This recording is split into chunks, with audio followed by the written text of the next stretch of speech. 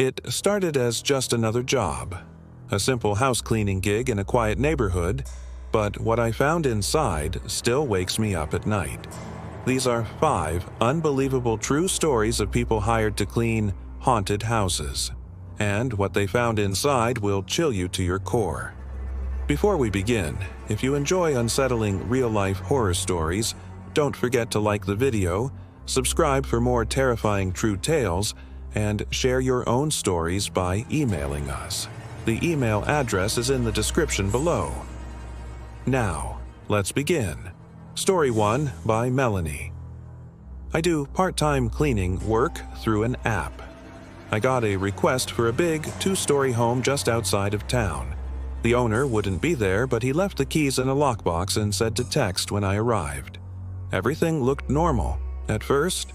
When I went downstairs to clean the basement, the air changed. Cold, heavy. I tried to shrug it off, but I noticed something odd. The door kept creaking open behind me, even after I shut it multiple times. I thought it was the wind or a loose latch, but no. The 5th time, I wedged a chair under the knob. 10 minutes later, I heard it. Slow, dragging footsteps above me. I froze. I was supposed to be alone. I texted the owner. He responded immediately. No one should be inside. Get out. I dropped everything and ran. He later told me the last tenants moved out after seeing a figure in the basement window. One they swore wasn't human. Story 2 by Kyle. A client hired me to do a deep clean of a family home that was being prepped for sale. Looked like no one had lived there for years. Dust, cobwebs, and oddly, no mirrors anywhere in the house. Not in the bathrooms, not in the bedrooms. Strange, but not alarming, until I got to the master bedroom. There was a huge, empty space above the dresser. Obvious signs a large mirror had once hung there. I kept feeling watched while cleaning that room. Then, my phone camera glitched out while I was trying to take before and after photos. The image it captured. A pale woman standing in the reflection of a mirror that wasn't there. I left immediately. That photo vanished from my phone a day later.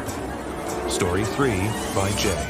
This house had one of those unusual layouts, almost like a dollhouse that had been pieced together with different architectural eras. I was hired to clean it before it was photographed for a real estate listing. Pretty standard gig. The owner wasn't there, but he'd left a key and a note. Ignore the closet under the stairs. Do not open it. That was weird enough to raise an eyebrow. I didn't plan to snoop, not my style, but when I got near the nook beneath the staircase, I noticed a strange smell. Musty, but off, like wet stone mixed with something metallic, and there was a padlock on the small door. As I was mopping nearby, I heard a noise.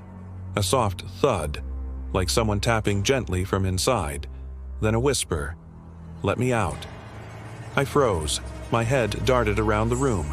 No windows were open, no speakers. The air was thick, still.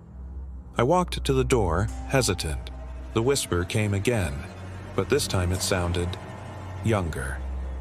"Please, I'm cold." I dropped my mop. I didn't know if I was being pranked or if something was seriously wrong. I texted the owner. His reply came almost immediately. "If you heard it, leave now. You stayed too long." I grabbed my things and left. A week later, I checked the listing online. The house had sold.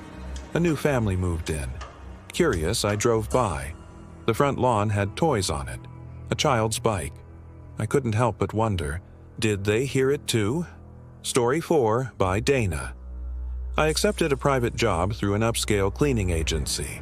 The client described the house as abandoned by former artist commune and said he'd just inherited it.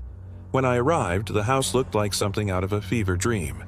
Boards over the windows, rusted metal sculptures in the yard shaped like twisted bodies. When I stepped inside, the smell hit me first. Burned herbs, wax, old smoke. The walls were covered in blackened smudges that looked like ash handprints. I tried turning on the lights, but they flickered and died instantly. I had to use the flashlight on my phone. There were thick, chalky symbols drawn in every room. Some I recognized from documentaries on ancient occultism. Others I'd never seen. The furniture was pushed into bizarre arrangements. Chairs circled around empty spaces, mattresses laid out like altars. The kitchen had a pot still on the stove, half filled with a dark, congealed mixture. Flies buzzed around it. I decided to leave that room untouched. Then I went upstairs. The attic door was slightly open. I felt a pressure in my ears as I climbed, like when a plane descends too fast. Inside the attic were mannequins, at least 20, each dressed in old, ragged clothing, all posed in a perfect circle around a melted candle. One mannequin had a plastic baby doll tied to its hands. I stepped back and heard breathing behind me. Slow, steady. I turned. No one. I left everything, walked downstairs, and stood outside. I called the agency and quit the job mid-assignment. They didn't even argue. They told me I wasn't the first cleaner to walk out of that house. Story 5 by Marcus. It was a job in an older Victorian-style house that had just been inherited by the grandson of the former owner. He was trying to prep it for sale, and it needed a serious cleaning.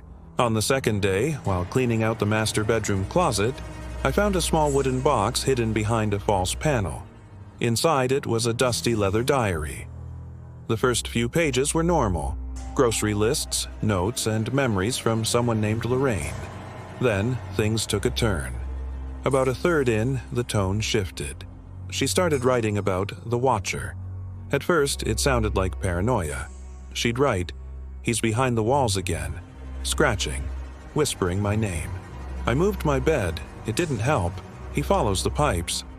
The doctor says I'm hearing things, but he hears me. One entry simply read, "I saw him in the mirror. He smiled." Then came the last page. It ended mid-sentence. "He said he would..." That was it. The pen was still clipped to the diary, capped neatly. But when I held the book, it was cold. I mean, freezing. I glanced around. No vents nearby, no windows open. I put the diary back in the box. That night, I couldn't sleep. I kept hearing scratching behind the wall in my bedroom.